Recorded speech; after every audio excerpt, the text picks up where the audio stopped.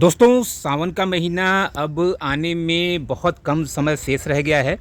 30 जुलाई से सावन की शुरुआत हो रही है और पूरे सावन भर हम भगवान भोलेनाथ शंकर जी की आराधना करेंगे। और उनकी पूजा में जो महत्वपूर्ण चीज़ें हैं उनमें बेल का स्थान सबसे पहला आता है। तो बेल का वृक्ष इसीलिए बहुत पवित्र माना जाता है क्योंकि उसकी जो पत्तियां होती हैं वो शिवलिंग पर चढ़ाई जाती हैं, भगवान भोलेनाथ को अर्पित की जाती हैं। तो इसके पीछे तमाम मान्यताएं हैं कि बेल का पौधा क्यों इतना पवित्र माना जाता है।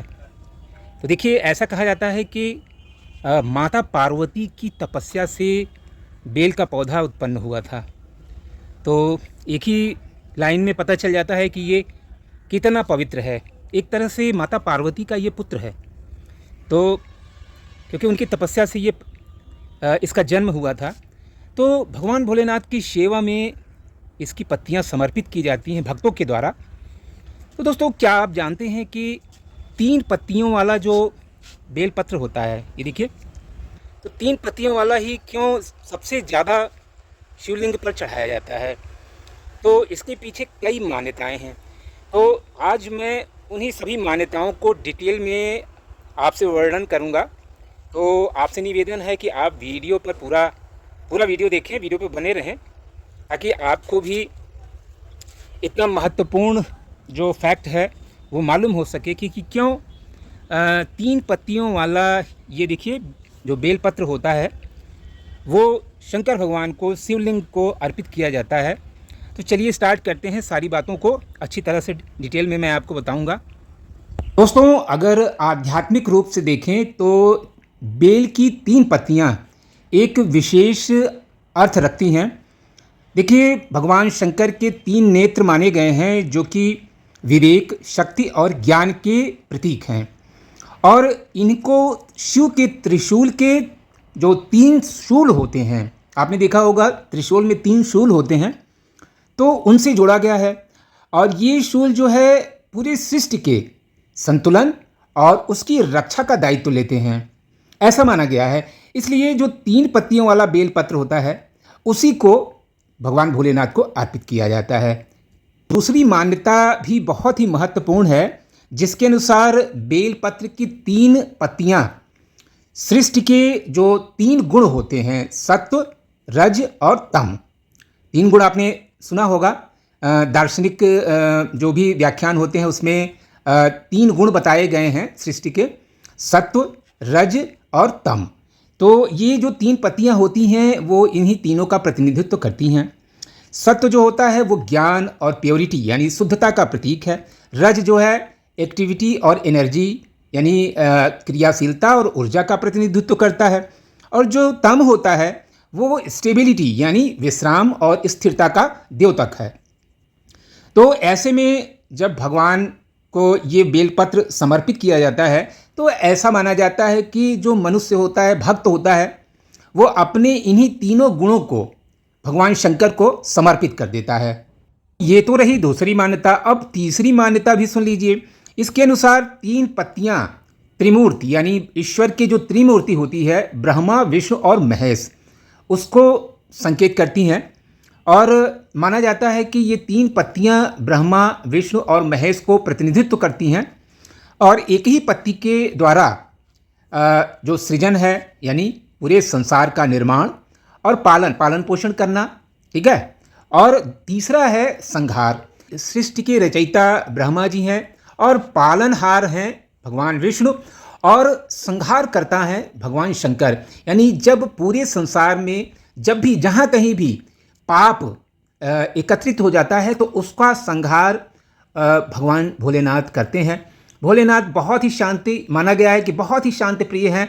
यानी शांति और शिव दोनों एक ही अर्थ को प्रतिनिधित्व करते हैं, लेकिन जब पाप चारों तरफ छा जाता है या किसी भी अर्थ में, तो शंकर भगवान उसका जो है निवारण भी करते हैं संहार करके। तो यही कारण है कि त्रिमूर्ति का प्रतिनिधित्व करने के कारण ये जो 3 पत्तियां होती हैं, 3 पत्तियों वाला बेलपत्र भगवान भोलेनाथ को अर्पित किया जाता है, क्योंकि ये बहुत ही पवित्र होता है।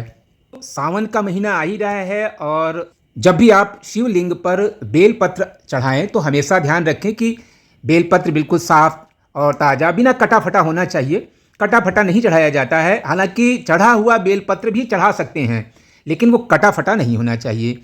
और पत्तियां ध्यान रखें कि आपस में तीनों जुड़ी हुई हों, उस पर कीड़े वगैरह नहीं लगे रहने चाहिए।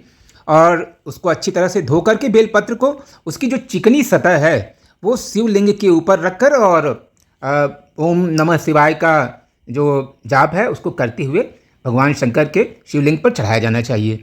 बेलपत्र को हमें किस दिन तोड़ना चाहिए, किस दिन नहीं तोड़ना चाहिए, तो शिव पुराण के अनुसार सोमवार, चतुर्थी, अष्टमी, नवमी, द्वादशी, चतुर्दशी, अमावस्या, पूर्णिमा और संक्रांति के दिन बेलपत्र को नहीं तोड़ना चाहिए। इन विशेष तिथियों पर या पूजा वाले दिन सुबह ही पेड़ से बेलपत्र तोड़ने के बजाय दिन पहले ही साफ सुथरे पत्ते तोड़ करके रख लेना चाहिए। संध्या काल यानी सूर्यास्त के आसपास रात्रि और सूर्योदय के समय बेलपत्र तोड़ना मना होता है। इसे हमेशा दोपहर से पहले ही तोड़ लेना चाहिए। तो ध्यान रखें कि बेलपत्र 6 महीने तक अशुद्ध या बासी नहीं होता है। इसे धोकर दोबारा भी भगवान शिव को अर्पित किया जा सकता है। बेलपत्र चढ़ाते समय ये ध्यान रखें कि पत्ते के डंठल पर बने मोटे भाग, जिसको हम वज्र कहते हैं, उसको तोड़कर हटा देना चाहिए और चिकनी तरफ से शिव जी को चढ़ाना चाहिए। तो वास्तु शास्त्र के अनुसार घर में बेलपत्र यानी बिल्व वृक्ष का पौधा लगाना अत्यंत शुभ माना गया है, जो वास्तु दोष, पितृदोष और नकारात्मक ऊर्जा को दूर करता है। इसको हमेशा उत्तर पूर्व यानी ईशान कोण में लगाना चाहिए। घर के मुख्य द्वार के पास या पूजा स्थल के नज़दीक रखना लाभकारी माना गया है। दोस्तों, बेल वृक्ष के नीचे की तो मिट्टी भी बहुत ही पवित्र मानी गई है। वैदिक दृष्टि से भी ये पौधा बहुत ही चमत्कारी है, खास तौर से पेट के रोगों के लिए, मधुमेह और तमाम तरह की बीमारियों को ये शांत करता है। के अंदर बेल के पेड़ को जमीन में कभी नहीं लगाना चाहिए, क्योंकि ये विशाल वृक्ष बन जाता है। इसे हमेशा पूजा पाठ के निमित्त एक गमले में लगा करके रखना चाहिए। बेल पत्र का पौधा होने से वास्तु दोष तो दूर होता ही है, काल सर्प दोष और पितृ दोष का प्रभाव भी कम होता है।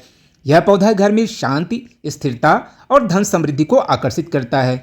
धार्मिक मान्यताओं के अनुसार यह घर पर आने वाले बड़े से बड़े संकटों और बीमारियों को अपने ऊपर ले लेता है। तो ऐसा महत्वपूर्ण पौधा है ये, ऐसा पवित्र पौधा है ये, तो इस पौधे को अपने घर में जरूर लगाना चाहिए। दोस्तों, सावन आने ही वाला है और इस सावन में एक बेल का पौधा आप जरूर लगाएं। और अगर सोमवार को लगा रहे हैं तब तो बहुत ही अच्छा माना जाएगा। हालांकि इसे आप रविवार के दिन भी लगा सकते हैं।